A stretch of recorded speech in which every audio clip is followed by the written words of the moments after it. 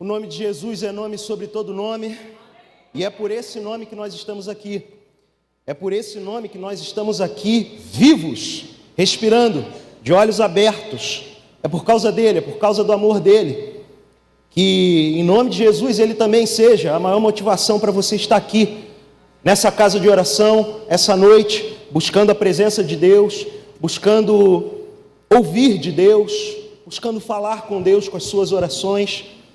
E a partir desse momento em especial, sim, ouvi-lo à luz da sua santa palavra. Nesse mês de junho, eu quero começar com vocês uma sequência de mensagens a partir do Antigo Testamento. Voltar nossos olhos para o Evangelho enquanto promessa. O Novo Testamento é tão importante para nós e para a missão da igreja, para a proclamação do Evangelho, porque nele se encontra o Evangelho enquanto cumprimento, enquanto realização. Podemos chamar assim o Evangelho no Novo Testamento, a palavra de Deus no Novo Testamento, como o Evangelho realizado de fato.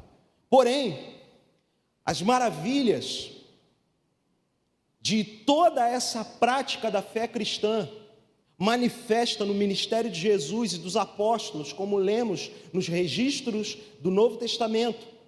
Elas têm um berço, e o berço dessa realização, desse cumprimento, está no Antigo Testamento.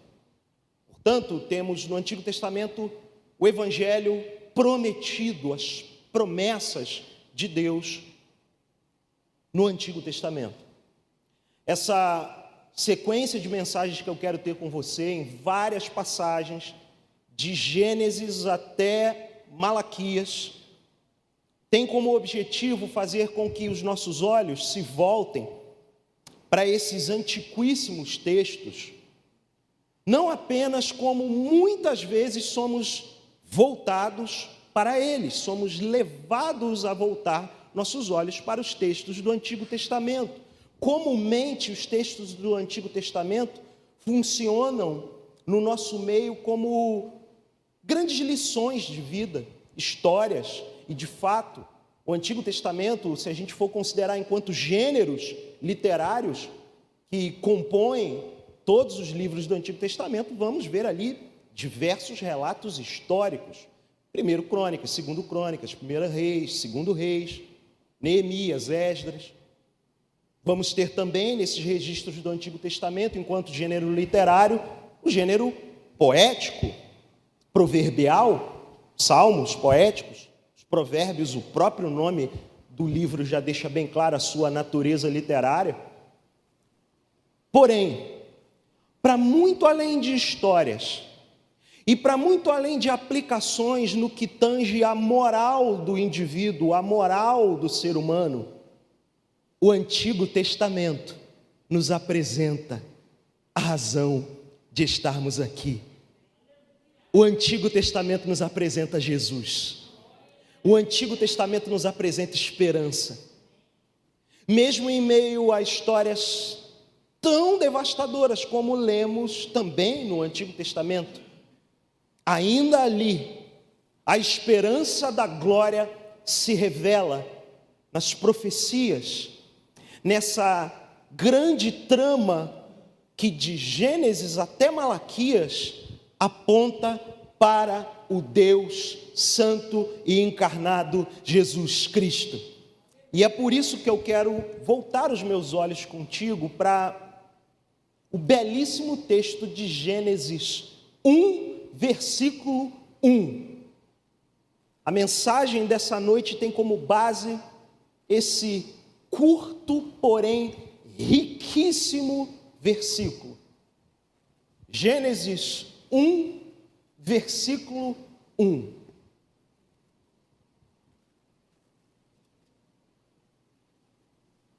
É o tipo de texto que não precisamos dizer quantos acharam.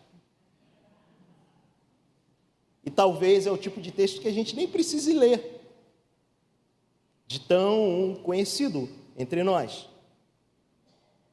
No princípio, criou Deus os céus e a terra.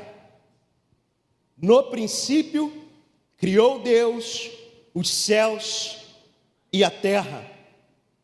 Vamos ler juntos. No princípio, criou Deus os céus e a terra. Aleluia. O Senhor Deus é o Criador de todas as coisas. E o Senhor Deus é Jesus. Vamos orar mais uma vez. Feche seus olhos. Ó Deus Santo, Deus Pai, Criador, Deus Filho, Salvador, Deus Espírito Santificador, nós como igreja, aqui reunidos na Tua santa presença, como comunidade de fé, como comunidade de filhos e filhas redimidos, chamados, como lemos no início do texto, dos mais longínquos espaços, das extremidades da terra, das extremidades de uma existência distante de Ti, estamos aqui reunidos por causa da Tua graça maravilhosa, Deus. Obrigado por isso. Talvez entre nós estejam reunidos alguns que não se identificam assim, e para esses amigos e amigas, clamamos, Espírito Santo, convença-os do conteúdo da palavra, do pecado, da justiça, do juízo e da salvação em Cristo Jesus. Essa é a nossa oração para a glória do Seu próprio nome. Amém e amém. Eu quero olhar esse texto com você essa noite, povo de Deus, com muito zelo, com muito cuidado, com muito carinho, com muito amor. Olhar para Gênesis 1, versículo 1, com o desejo de ter os olhos do nosso coração abertos e os nossos ouvidos, para que possamos ouvir uma mensagem de esperança em flagrantes dias maus, flagrantes dias terríveis, ameaçadores. Vínhamos para cá, eu e Mariana, e o sentido reverso da Washington Luiz estava completamente parado, desde a alça de acesso, lá da linha vermelha. E até aqui, a entrada do Carrefour, um grande engarrafamento, aí com os nossos aparelhos e tudo mais, observando o GPS para fazer uma simulação, que olha como é que já é a nossa cabeça, né? Como é que está a volta para casa, dando aproximadamente 2 horas até chegar no nosso endereço, que a gente chega em 30 minutos, andando em navegação de cruzeiro. E aí, conversando com o irmão ali, não, porque já teve helicóptero, e a minha pergunta é, mas o helicóptero por quê? Porque teve a operação, eu já chego a sinalizar fazendo o bendito dedinho, né? Imaginando que tem uma intervenção operacional militar por causa de alguma dessas tragédias, infelizmente, tão frequentes no nosso cotidiano. Nesses dias maus por causa de nós mesmos, maus por consequência daquele problema que nós sempre tratamos aqui, que não é o tipo de coisa que devemos varrer, como se costuma dizer no popular, para debaixo do tapete, que deve ser escondido, que é o grande problema da humanidade, é o grande problema dessa escuridão, que é o pecado. Existe uma ideia geral na humanidade a respeito de um Deus criador. Em momentos ruins, as pessoas mais distantes de Deus, por vezes, falam, ai meu Deus. Talvez alguns até que se identifiquem como ateus, já possam ter chegado para você, olha, eu não acredito, mas você acredita? Então pede por Deus lá, por uma causa. Eu já tive essa experiência, tá? Um ateu orgulhosíssimo, amigo meu, de trabalho, e que num específico drama familiar, veio para mim e falou, olha, eu não acredito, mas a situação está tão terrível, eu não vejo luz nenhuma no fim do túnel, e como eu sou seu amigo, eu acredito em você. Olha só a situação. Então, pede ao Deus que você acredita pela cura do meu filho.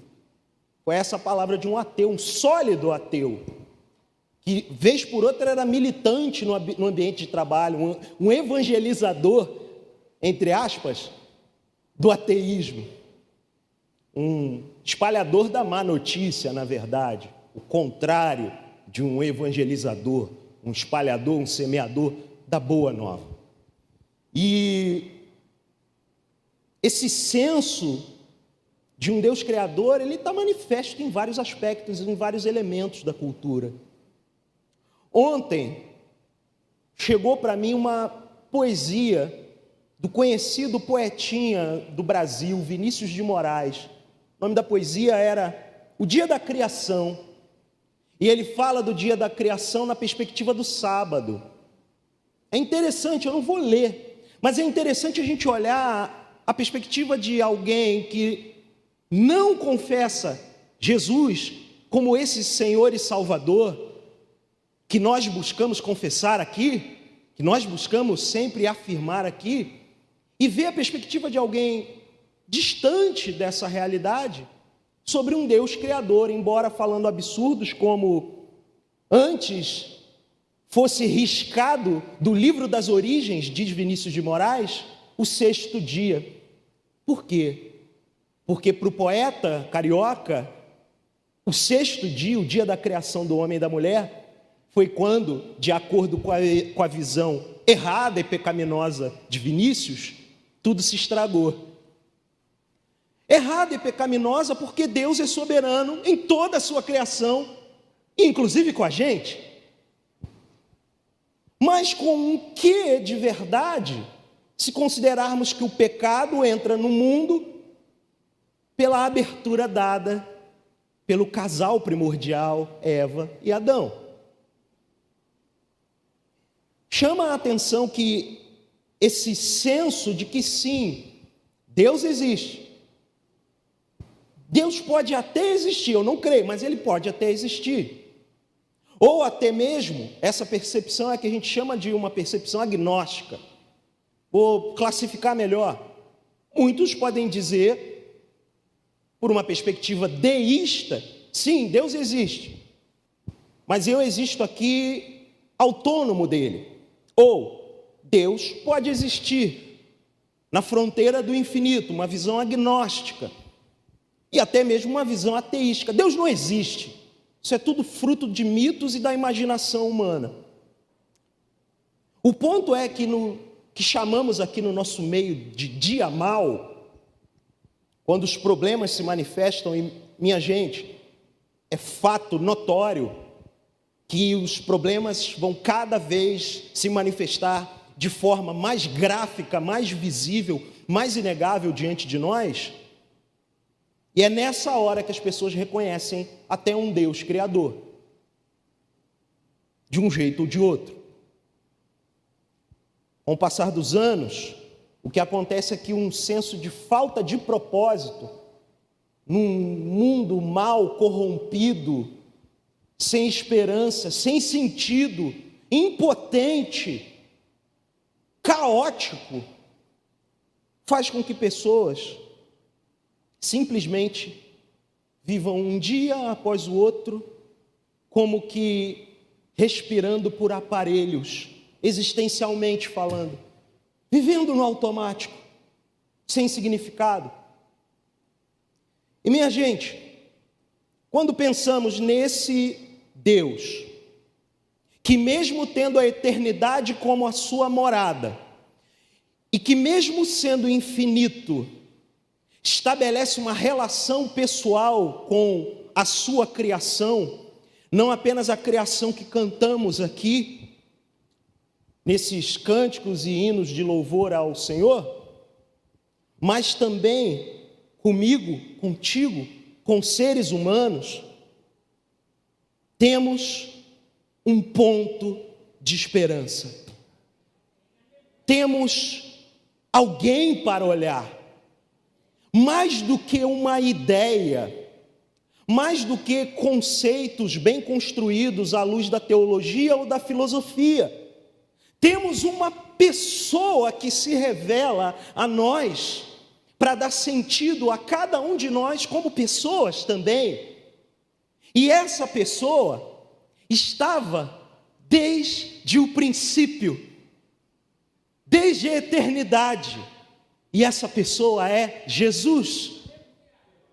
A esperança é Jesus. Jesus é Deus. E isso é evangelho. Por isso, Gênesis 1:1, no princípio criou Deus os céus e a terra. Nas primeiras palavras da Bíblia, Jesus já é apresentado a nós. Jesus já se revela a nós. Isso tem sido pensado, povo de Deus, pela igreja, por gente que se volta a edificar o povo de Deus e pregar a palavra para aqueles que ainda não são povo de Deus há muito e muito tempo. Teólogo africano Atanásio de Alexandria, junto com outros defensores do princípio da trindade divina, no concílio de Nicéia, em 325 depois de Cristo, já reconheciam o Pai, o Filho e o Espírito Santo existindo antes do tempo, e que na verdade o próprio tempo é criação desse Deus trino, desse Deus que revela-se em um, como cantamos aqui, Pai, Filho e Espírito Santo. Temos ali, já desde o princípio, porque Deus existe supratemporalmente, acima e fora do tempo, mas soberanamente entrando no tempo e no espaço quando o Verbo se encarna. E a gente já vai falar disso daqui a pouco. Mas desde o princípio do mundo como o conhecemos, o nosso Senhor ali já estava, contrariando o ensino de um pregador que, por mais que tivesse boas intenções, errava o alvo. O herege Ário, que pregava, entre tantas coisas muito equivocadas, que houve um tempo em que o Filho não era. Por isso, Ário, esse líder da igreja em tempos antigos, considerava que Jesus tinha um papel menor nessa trindade, que questionava os atributos divinos de Jesus, que questionava Jesus como Deus. Então, desde tempos muito antigos, a igreja se debruça nesse importante assunto. Anos depois, já no fim desse período inicial da igreja, onde identificamos esses pensadores, mestres, homens dados pelo Senhor para servirem a igreja nos primeiros séculos, já perto do final desse período, Agostinho de Hipona, ao escrever a sua clássica obra biográfica, autobiográfica, Confissões, disse o seguinte: o teu hoje, Senhor, não é seguido pelo amanhã, e nem toma o lugar do ontem. O teu hoje é a eternidade. Desde a eternidade, Deus é em Jesus. Que os antigos cristãos entenderam bem é que o Deus vivo, infinito, é também pessoal, ao ponto de se tornar homem, criando todas as coisas, Jesus. No princípio, desde o princípio, o que aconteceu? Criou Deus. E aqui, ainda mantendo seus olhos em Gênesis 1, versículo 1, eu quero ler as palavras do próprio Jesus que dão a grande fundamentação, cumprimento dessa realidade prometida revelada desde os primeiros versículos do Antigo Testamento. Jesus diz em João 5,37, as próprias palavras de Jesus, até o verso 39, ele diz o seguinte: o Pai que me enviou, esse mesmo é que tem dado testemunho de mim. Jamais tendes ouvido a sua voz, nem visto a sua forma. Jesus falando com aqueles que detinham o conhecimento da lei e dos profetas, que eram versados em todos esses livros do Antigo Testamento, versados intelectualmente, porém os olhos dos seus corações ainda eram cegos, pois não reconheciam em Jesus o grande Messias prometido no Antigo Testamento. Não reconheciam ainda o cumprimento da promessa ali encarnado diante deles. Por isso Jesus fala essas palavras e avança no verso 38 de João 5. Também não tendes a sua palavra permanente em vós, porque não credes naquele a quem ele enviou. E o verso 39 é a grande fundamentação para lermos o Antigo Testamento com novos olhos, com novas lentes, com essa intervenção do Espírito Santo na nossa vida. João 5,39, examinais as Escrituras, porque julgais ter nelas a vida eterna. E aqui é o grande ponto. E são elas mesmas que testificam de mim. São elas mesmas, as Escrituras, que testificam de Jesus. Desde Gênesis até Malaquias, as Escrituras de Jesus dão testemunho de mim.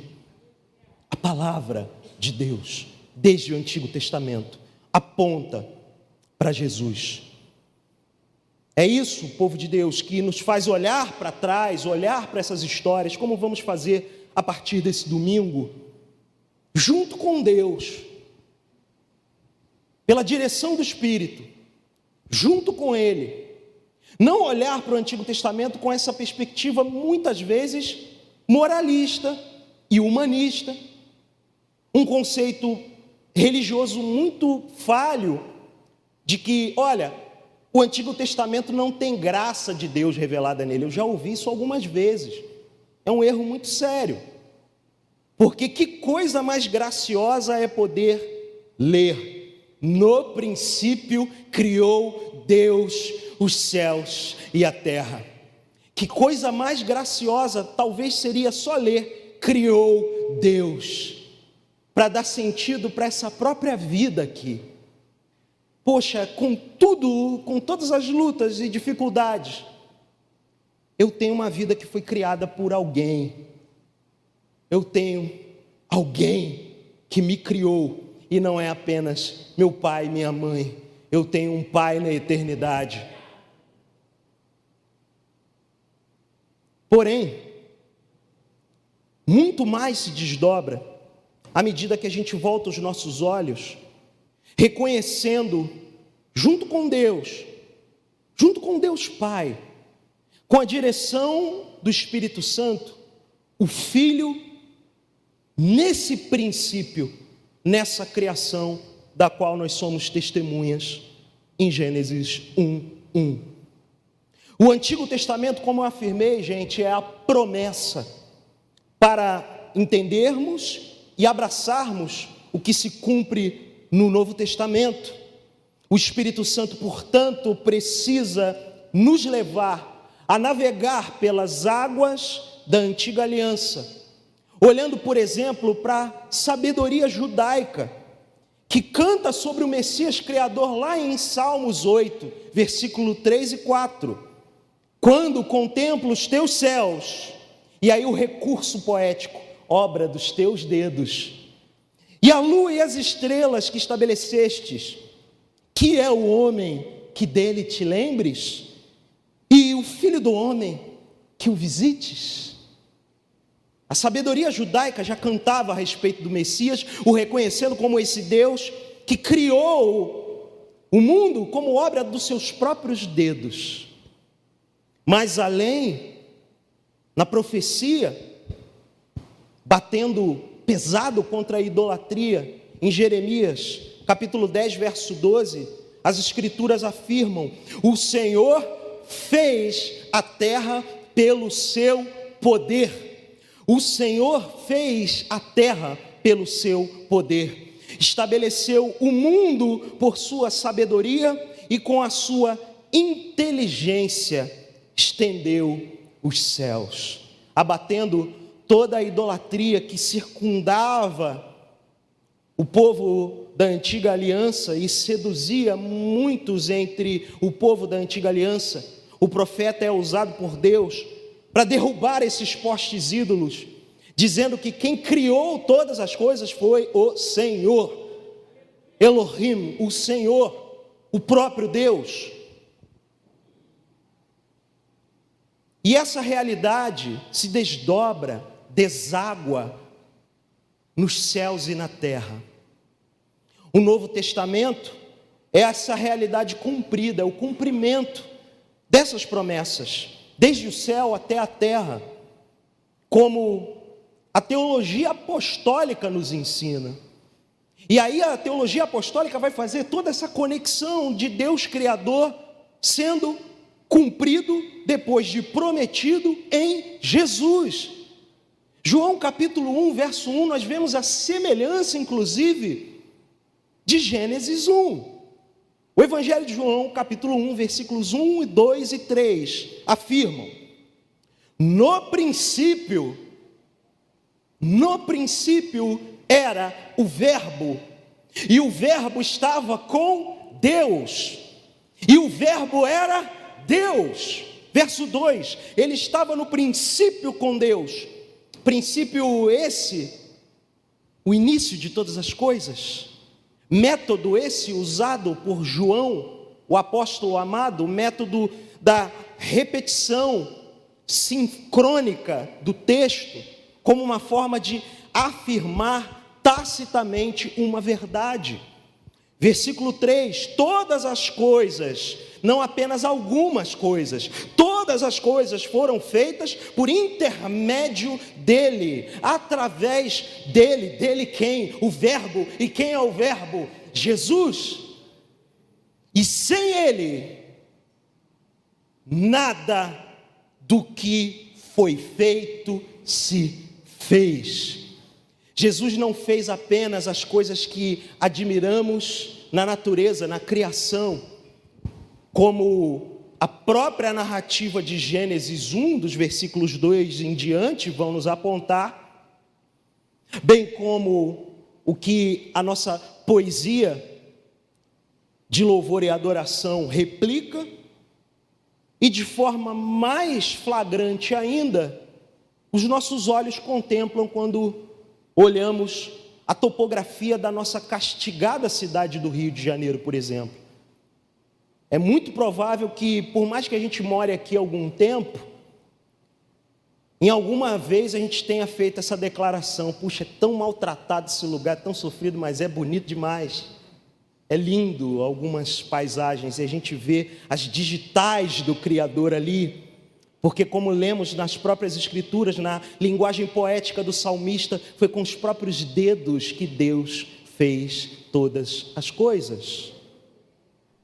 E quando lemos em consonância com Gênesis 1:1, João 1, de 1 a 3, e chegamos nesse ápice do início do Evangelho de João, ao afirmar que todas as coisas foram feitas por intermédio dele, e João vai mais além: e sem ele, nada do que foi feito se fez. Só podemos chegar a uma conclusão, amados: Jesus é também o Deus Criador. Quando falamos de um Deus Criador de todas as coisas, quando lemos o relato de Gênesis, estamos lendo o relato do nosso Senhor Jesus, que desde a criação estava ali, consentindo e fazendo todas as coisas. Isso também ainda na teologia apostólica é exaltado nas palavras de Paulo ao escrever à igreja de Colossos, aos Colossenses, capítulo 1, verso 15 em diante. Esta é a imagem do Deus invisível, referindo-se a quem? Ao primogênito de toda a criação, Jesus Cristo. Verso 16 diz: pois nele foram criadas todas as coisas. No princípio criou Deus, nele, Jesus, foram criadas todas as coisas. E aonde foram criadas todas as coisas? Nos céus e na terra, as visíveis e as invisíveis, sejam tronos, sejam soberanias, quer principados, quer potestades, e mais uma vez, não algumas coisas, mas tudo foi criado por meio dele e para ele. Tudo foi criado por meio dele e para ele. Ele é antes de todas as coisas. Nele tudo subsiste. Tudo. Dos que creem e dos que não creem. E isso é evangelho. Tudo subsistir em Deus.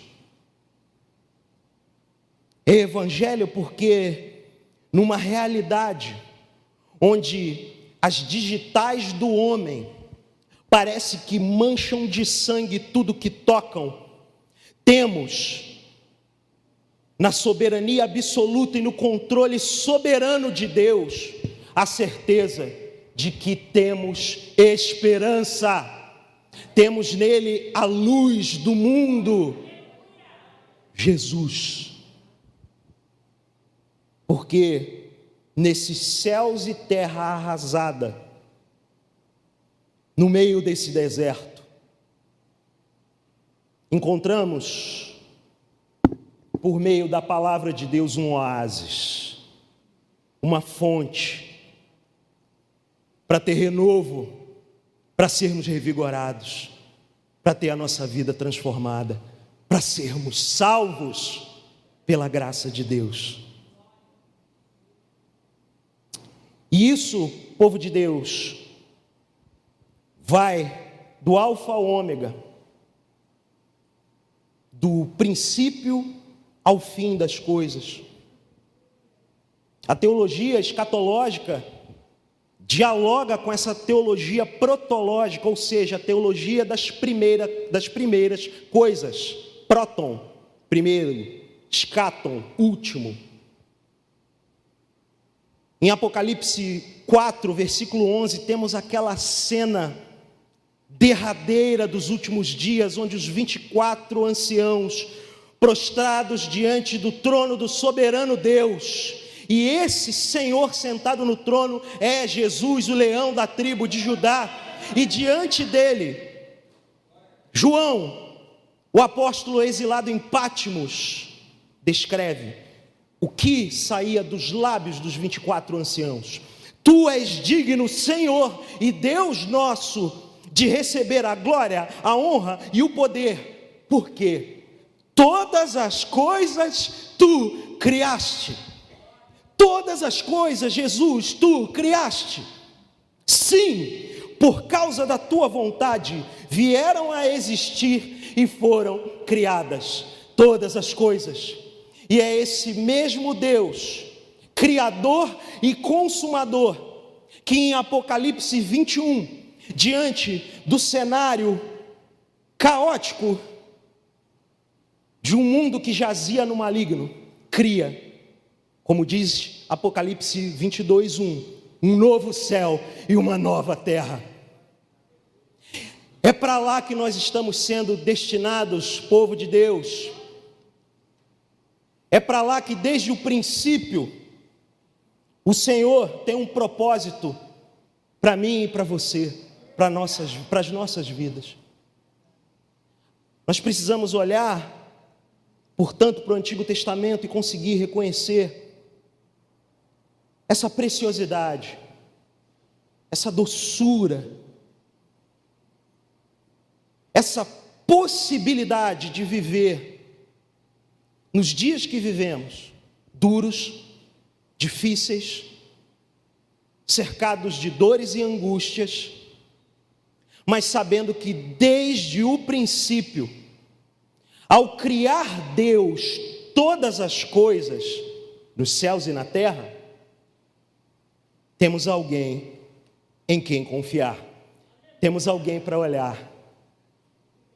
A palavra final não precisa ser: nada aqui faz sentido, eu me sinto incapaz e impotente diante dos desafios da vida, o mundo é caótico, o Rio de Janeiro é caótico. É tentador, não é? Por vezes a gente olhar para essa realidade e pensar: eu vou para o interior, eu vou para a roça, lá não tem isso. A roça também tem pecado. Ou então eu vou me mudar, vou emigrar, vou para um país de primeiro mundo. O primeiro mundo também está cheio disso. O primeiro mundo tentou sepultar Deus. Olha lá para a Europa, para o primeiro mundo, para o berço da civilização, e olha a condição civilizatória daquele povo. Olha o estado deles. Olha como eles estão nesse momento. Conversava aqui com o Jorge antes do culto começar, a gente falando de uma determinada situação, sobre a perspectiva de 2 pastores que vivem em outras cidades no estado de São Paulo. O interior de São Paulo é conhecido no Brasil pelo seu índice de desenvolvimento humano. A vida lá é um pouco mais tranquila aos olhos humanos. E aí a gente estava conversando sobre isso, né, Jorge? Não, lá é mais fácil falar desse determinado assunto. Mas lá existe um determinado assunto que também bagunça a vida deles, como bagunça a nossa vida aqui, que é o pecado, que é essa distância intencional de Deus. Mas nesse tempo chamado hoje, Deus se manifesta lá da eternidade, graciosamente, estendendo a sua mão misericordiosa para salvar pecadores, para salvar a nossa vida. Gente, vocês têm noção disso?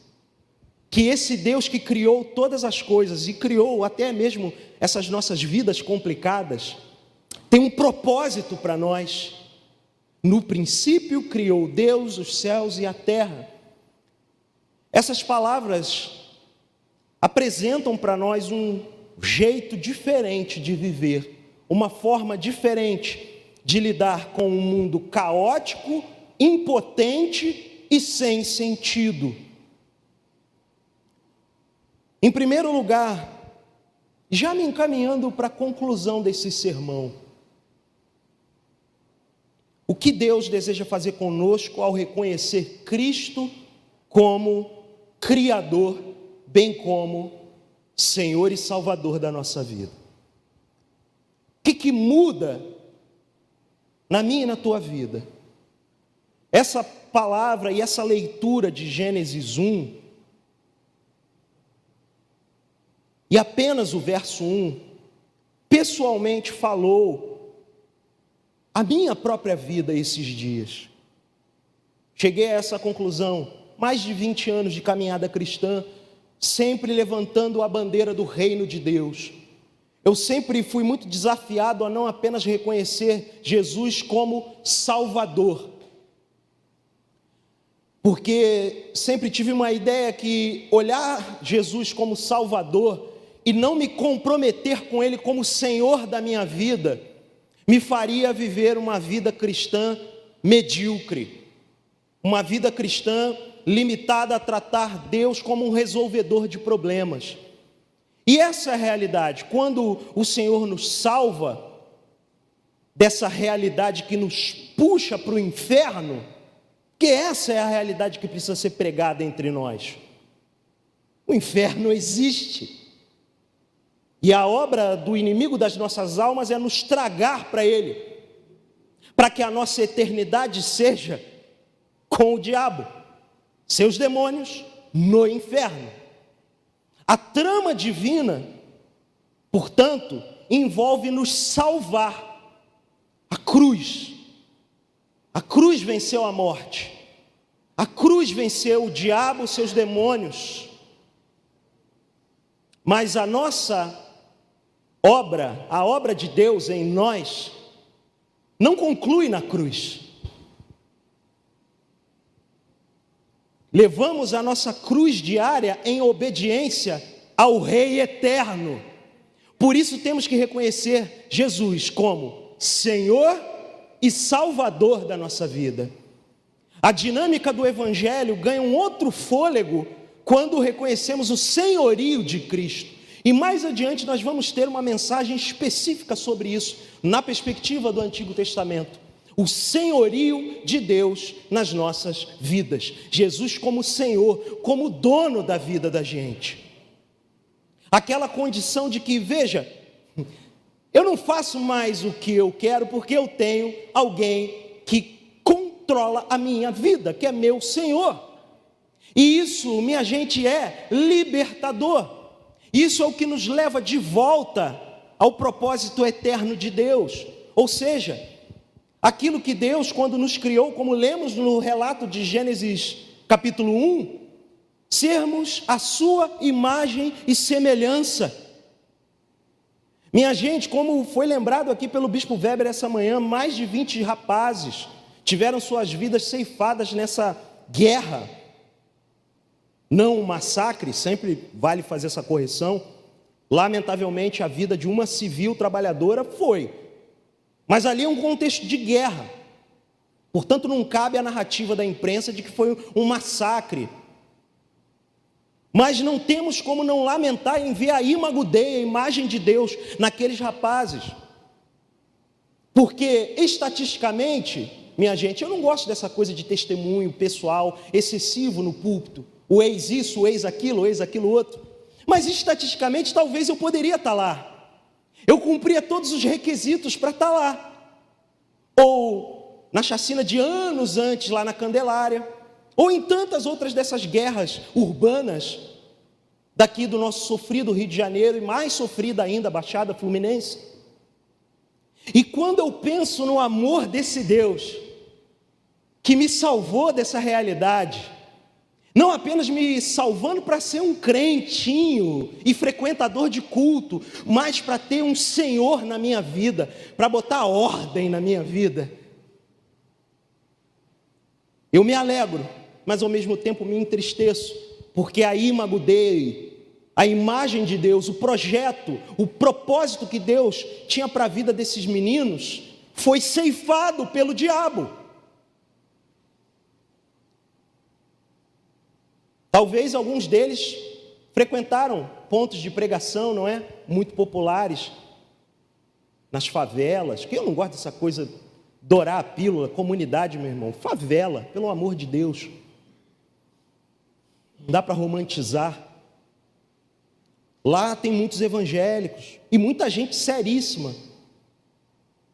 Já pensou? Talvez a mãe de alguns desses, as mães de alguns desses, provavelmente irmãs minhas e suas, pais desses rapazes, irmãos meus e seus, olhando essa situação trágica.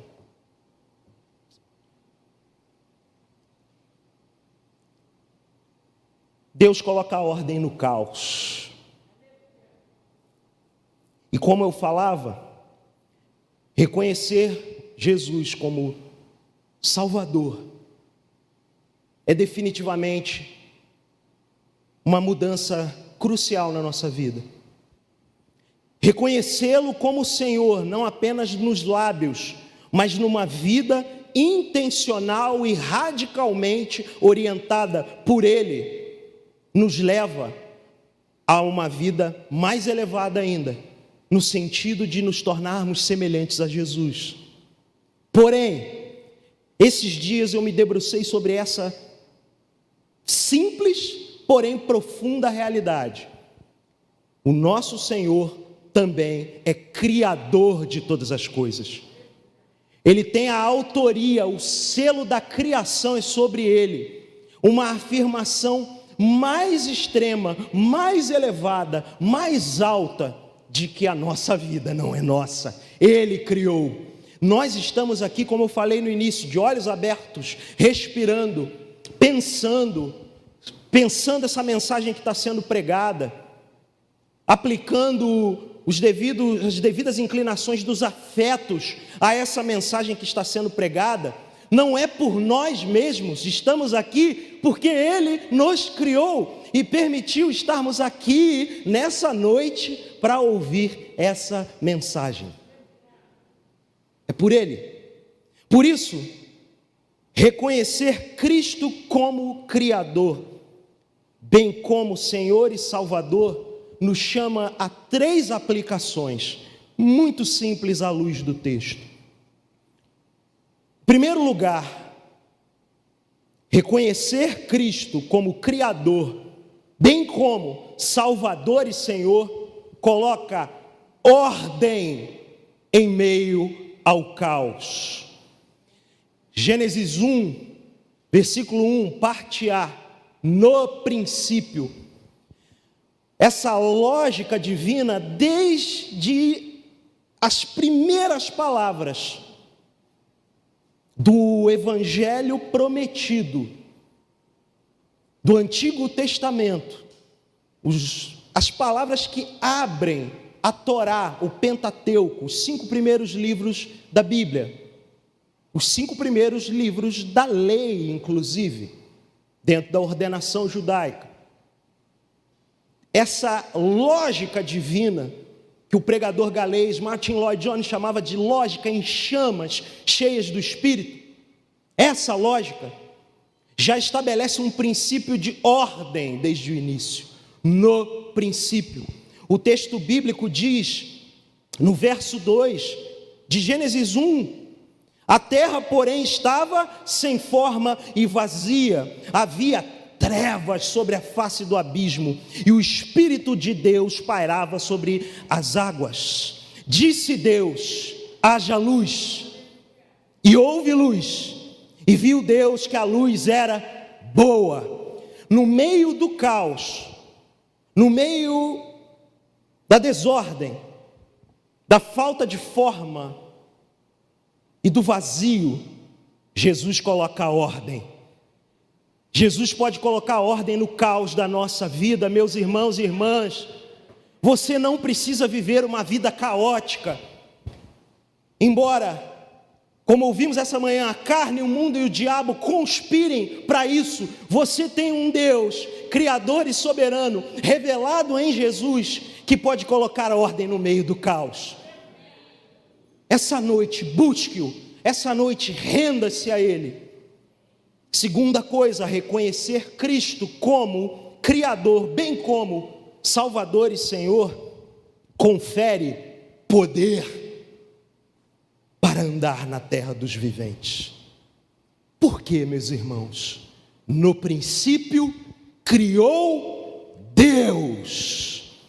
Qual poder é conferido quando reconhecemos Cristo como Criador? O poder que nos é conferido, gente amada, é esse poder do Espírito Santo, que quando intervém na nossa vida, nos tira do trono da nossa vida, e estabelece ali Jesus como o governante supremo e absoluto. O nosso poder, portanto, conferido ao reconhecer Cristo como Criador, é se render, é bater e dizer: chega, eu não tenho controle sobre a minha vida, Tu és o Criador de todas as coisas, Tu és o Senhor, Tu és o Salvador, Tu és Deus. E esse Deus se revela numa pessoa chamada Jesus. Esse Deus que habita na eternidade, infinito, é pessoal e revela-se a você, a mim, a nós essa noite. Povo de Deus, gente querida. Terceira e última coisa, reconhecer Cristo como Criador, bem como Salvador e Senhor, dá significado em um mundo sem sentido.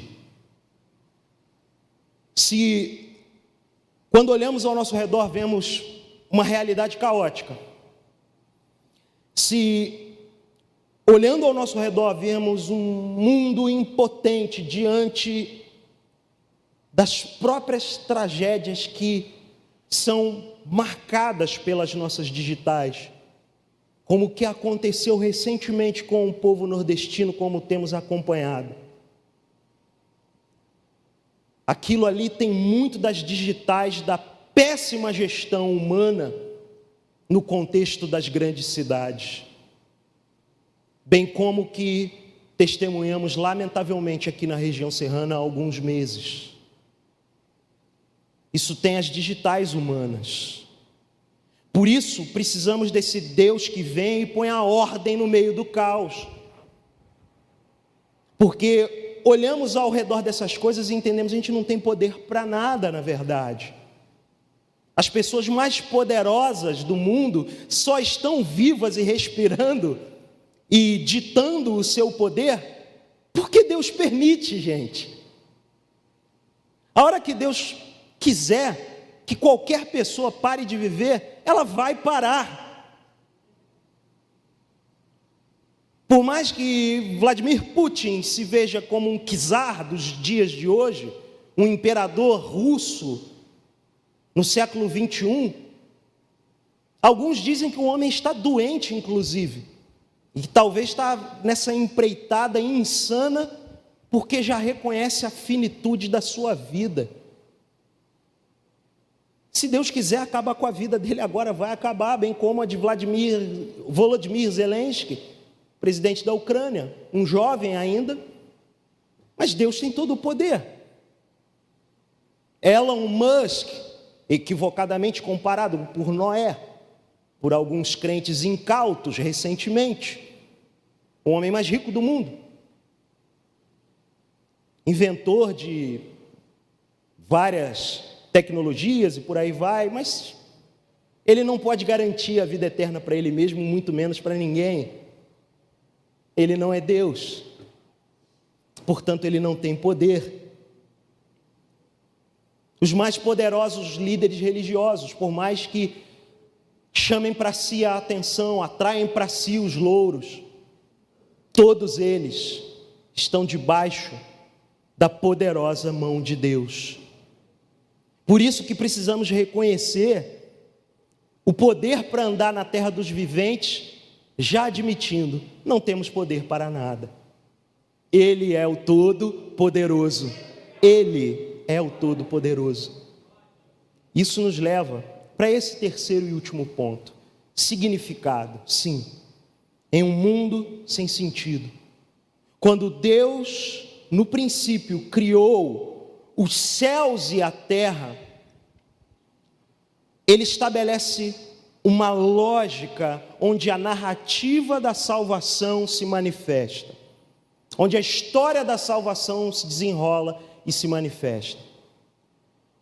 Aqui, desde os céus até a terra, podemos viver uma vida onde a nossa lógica não tenha a terra ou os 7 palmos abaixo dela como destino. Ganhando significado em Cristo, reconhecendo como Criador, temos, portanto, a nossa mente renovada e a nossa vida transformada, saindo dessa realidade meramente terrena, automática, mecânica por muitas vezes, e tendo como destino a nossa pátria, a Nova Jerusalém, o novo céu e a nova terra, a vida eterna com Ele. Graciosamente a gente já pode desfrutar disso desde hoje, desde agora, ao reconhecermos Cristo como nosso Salvador, como nosso Senhor e como Criador de todas as coisas. Eu quero dedicar os próximos minutos com você em oração e numa expressão de louvor a esse Deus Criador que é o nosso Senhor Jesus Cristo. Você crê assim, meu irmão, minha irmã? Você crê assim? Que em nome de Jesus a gente possa fazer isso nesse